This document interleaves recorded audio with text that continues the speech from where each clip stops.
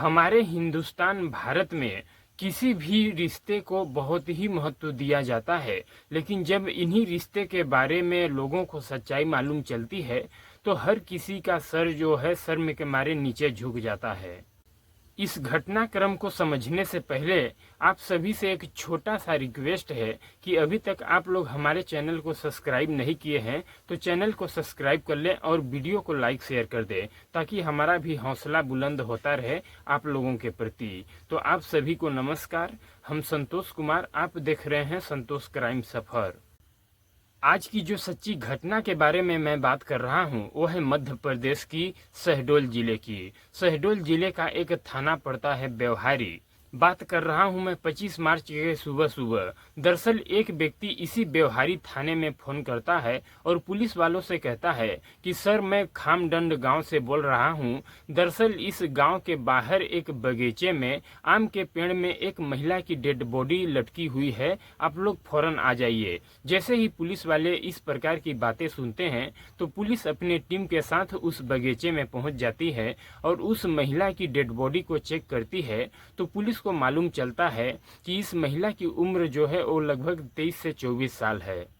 दरअसल उस महिला के डेड बॉडी को पुलिस देख करके अंदाजा लगा लेती है कि इस महिला की हत्या जो है वो नॉर्मल तरीके से नहीं की गई है, बल्कि इस महिला के मारने से पहले इसके साथ दुष्कर्म भी किया गया है, क्योंकि उस महिला के शरीर पर कपड़ा जो है वो केवल नाम मात्र का था। इसलिए पुलिस को पूरा शक हो जाता है कि इस महिला के साथ बलात्कार भी किया गया है। पुलिस जब उस महिला की डेड बॉडी को चेक करती है तो पुलिस को मालूम चलता है कि इस महिला के शरीर पर कई बार तेज धार हथियार से वार किया गया है और उस महिला का जो प्राइवेट पार्ट है उसको भी आग से जला दिया गया है। लेकिन पुलिस जब उस महिला के बारे में पता लगाती है, आसपास के लोगों से पूछताछ करती है, तो पुलिस को आसानी हो जाती है उस महिला का नाम पता ढूंढने में। लोग बताते हैं कि ये मरने वाली महिला जो है उसका नाम है नीतू राठौर। दरअसल पुलिस अब नीतू के परिवार वालों का पता लगाती है तो नीतू के ससुर का नाम जो होता है वो बाबूलाल राठौर होता है और नीतू के पति का नाम जो होता है वो रामजी राठौर होता है। रामजी जो इसी गांव का रहने वाला है। फिर पुलिस उस महिला के डेड बॉडी को पंचनामा बनाती है और उस महिला की डेड बॉडी को पोस्टमार्टम के लिए भेज देती है। और पुलिस फिर इधर नीतू के घर पर जाती है तो उसके ससुर बाबूलाल से पूछताछ करती है। तो बाबूलाल कहते हैं कि सर हम तो खेती बाड़ी का काम करते हैं और खेत में ही रहते हैं, हमारा जो बेटा है वो घर पर रहता है और बहू घर पर रहती है, लेकिन बेटा जो हमारा है वो मंद बुद्धि का है, उसका कोई रता पता नहीं रहता है कि वो घर पर ही रहता है कि घर से बाहर रहता है। इधर पुलिस को बाबूलाल के बातों पर यकीन नहीं होता है। फिर पुलिस जो है बाबूलाल के बेटे राम जी से पूछताछ करती है तो राम जी से एक कई सवाल पूछती है तो कहीं न कहीं पुलिस को भी यकीन हो जाता है। फिर इधर पुलिस भी कहीं न कहीं बाबूलाल के बातों पर विश्वास कर लेती है और पुलिस भी मान जाती है कि जो उसका बेटा है राम जी वो बिल्कुल मंद बुद्धि का है। फिर बाबूलाल के ही बयान पर पुलिस जो है 302 का मुकदमा दर्ज करके इस केस का छानबीन करना शुरू कर देती है।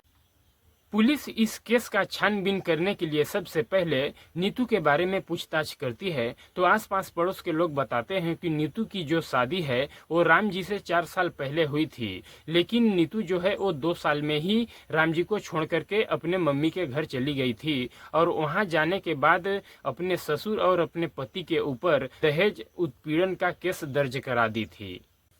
फिर नीतू के हत्या के बारे में पुलिस जो है वो नीतू के मायके वालों से पूछताछ करती है तो उसके मम्मी पापा कहते हैं कि हमारे बेटी का हत्या और कोई नहीं किया है, उसके ससुर और उसके पति ने किया है। जब उसकी मम्मी उसके पति और ससुर पर ही इल्जाम लगा देती है तो पुलिस कहीं न कहीं इस बात को नहीं मानती है, क्योंकि पुलिस को मालूम था कि नीतू का हत्या जो है वो साधारण तरीके से नहीं किया गया था, बल्कि उसके साथ दुष्कर्म और उसका बलात्कार भी किया गया था। इसलिए पुलिस को विश्वास नहीं होता है कि उसका ससुर यानी कि उसका ससुर और उसका पति उसके साथ पहले बलात्कार किए, इसके बाद उसको मारेंगे। इसलिए पुलिस जो है नीतू के मम्मी के बातों पर बिल्कुल यकीन नहीं करती है।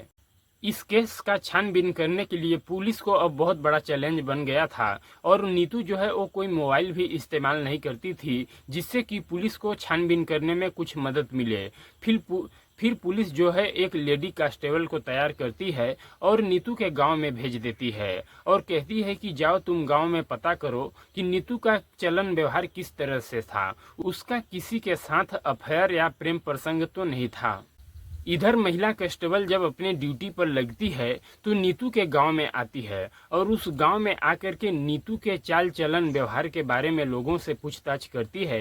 तो लोग बताते हैं नीतू जो है वो व्यवहारी में ही दिहाड़ी मजदूरी का काम किया करती थी और वो एक दिन ड्यूटी पर थी तो अपने सहेली से बताई थी कि आज जो है हम जब शाम को जाएंगे तो अपने ससुर से मिलने के लिए जाएंगे खेत पर। जब महिला कांस्टेबल को इस तरह की बातें लोग बताते हैं तो महिला कांस्टेबल थाने जाती है और अपने सीनियर से सारी बात बता देती है। तो उसके सीनियर जो होते हैं वो बगैर देर किए, बगैर कोई सबूत जुटाए बाबूलाल को थाने बुला लेती है और बाबूलाल से उसके बहू की हत्या के बारे में पूछताछ करती है। बाबूलाल पुलिस वालों से एक ही बात बताता है कि सर हमने अपने बहू की हत्या नहीं की है। इधर पुलिस जो है बाबूलाल से एक के बाद एक कई सवाल पूछती है और बाबूलाल से पुलिस मनोवैज्ञानिक तरीके से पूछताछ करने लगती है और बाबूलाल से पुलिस कहती है कि मनुष्य जो कुछ भी गलती करता है उसके किए की सजा उसको जरूर मिलता है, जीते जी यदि नहीं मिल पाता है तो मरने के बाद अवश्य मिलता है। इस तरह की बातें पुलिस जब बाबूलाल से कहती है तो न जाने बाबूलाल के मन में क्या हो जाता है, वो अपने बहू की हत्या के बारे में सारी सच्चाई पुलिस वालों को बता देता है। दरअसल बाबूलाल जो होता है वो बचपन से ही परेशानियों का सामना करते हुए जी रहा होता है। जब बाबूलाल छोटा था, छोटे से वो जब जवानी के दहलीज पर कदम रखता है तो उसके घर वाले उसकी शादी कर देते हैं और जब वो अपने पत्नी को लेकर के अपने घर आता है 2 साल बाद उसको एक बेटा होता है, उसका नाम वो रामजी रख देता है। लेकिन 1 साल का समय जैसे ही बीतता है तो बाबूलाल को पता चलता है कि उसका बेटा जो रामजी है वो मंद बुद्धि का है। इधर रामजी जैसे ही दुनिया में आता है उसके 2-3 साल बाद उसकी मम्मी का भी देहांत हो जाता है और अब जो बाबूलाल है उसके ऊपर दुखों का पहाड़ टूट जाता है और वो सोचने लगता है कि आगे हमारा वंश कैसे चलेगा। रामजी जो है वो तो मंद बुद्धि का है। फिर वो काफ़ी परेशान हो जाता है और जब रामजी जवानी के दहलीज पर आता है तो बाबूलाल जो है वो अपने बेटे का शादी करने के लिए बहू ढूंढना शुरू कर देता है, पर उसको बहू कहीं नहीं मिलती हैं।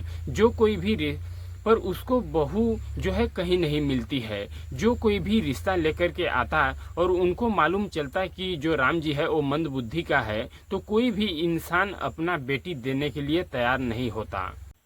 इधर बाबूलाल तमाम कोशिश कर लेता है पर उसके बेटे के लिए जब कोई भी रिश्ता नहीं आता है तो आखिरकार वो हार थक करके अब लड़की ढूंढना बंद कर देता है। लेकिन इधर जैसे ही कुछ महीनों का समय बीतता है तो राम जी के लिए नीतू का रिश्ता आ जाता है। इस रिश्ते को सुन करके बाबूलाल जो है वो काफ़ी खुश और प्रसन्न हो जाता है और आनंद फानन में अपने बेटे का शादी जो है वो नीतू के साथ कर देता है। नीतू का भी शादी करने का एक ही रीजन होता है, नीतू के जो परिवार वाले होते हैं वो काफ़ी गरीब होते हैं, इसलिए वो अपने बेटी का रिश्ता जो है वो राम जी के साथ कर देते हैं। इसलिए वो अपने बेटी की शादी जो है वो राम जी के साथ कर देते हैं। इधर उसकी बेटी नीतू जो है वो दुल्हन बन करके जब राम जी के पास आती है तो वो अपने साथ कई सपने भी साथ में लेकर के आती है और वो मन ही मन सोचती है कि जब हमारा पहली मुलाकात होगा तो हमारे पति जो है वो खुशी खुशी बातें करेंगे और हंसते हुए हमारे पास आएंगे, फिर हमारे साथ छेड़खानी करेंगे।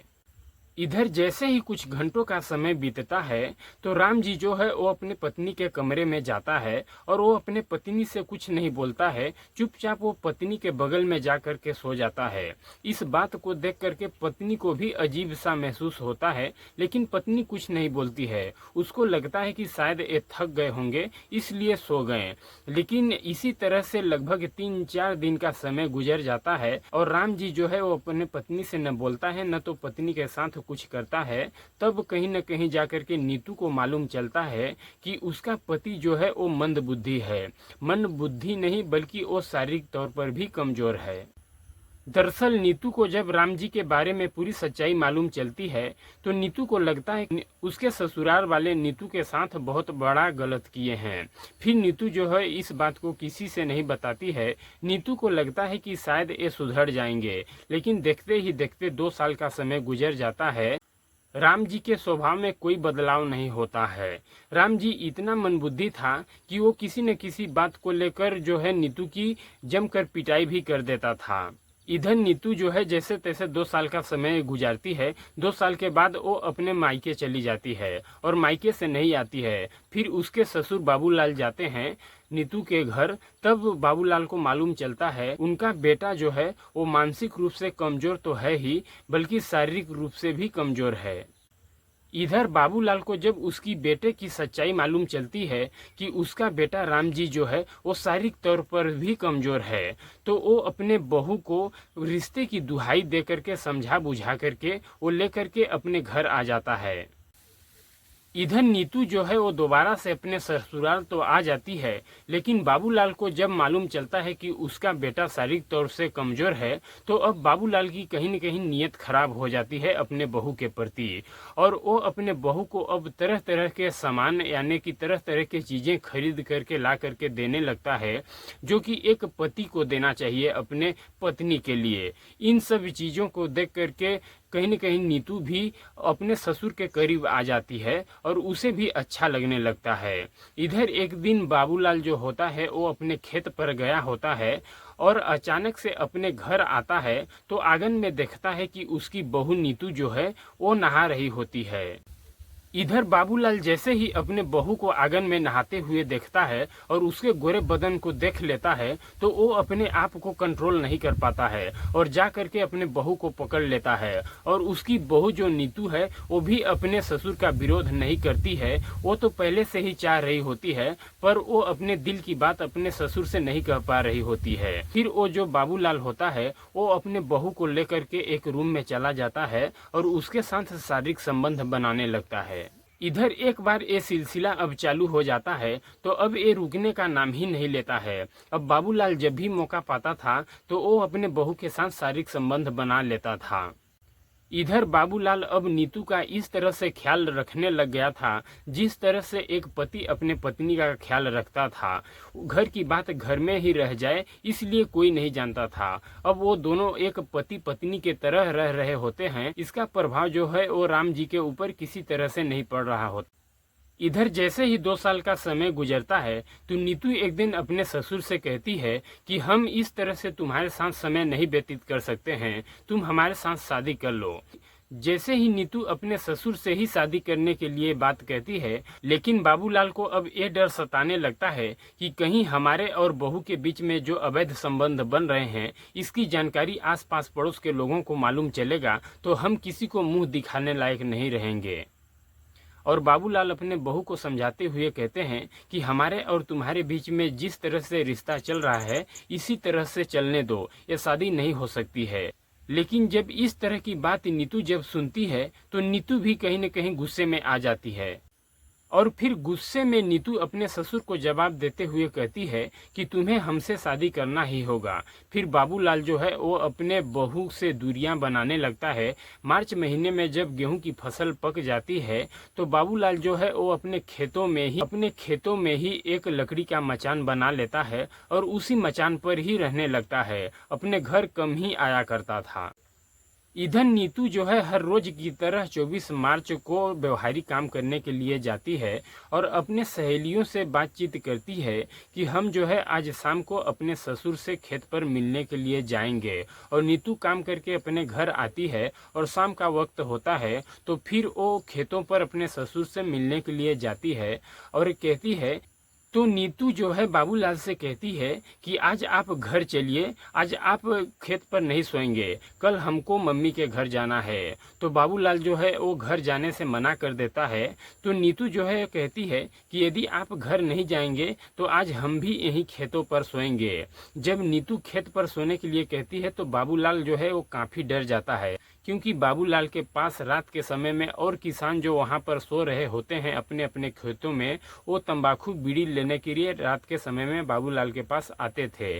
तो बाबूलाल सोचता है और बाबूलाल कहता है नीतू से कि जब तुमको और हमको लोग यहाँ पर देखेंगे तो हमारे जो भी भेद अभी तक खुले नहीं हैं वो भेद खुल जाएंगे और काफ़ी हम लोगों की बेइज्जती होगी, हम कहीं पर मुंह नहीं दिखा पाएंगे।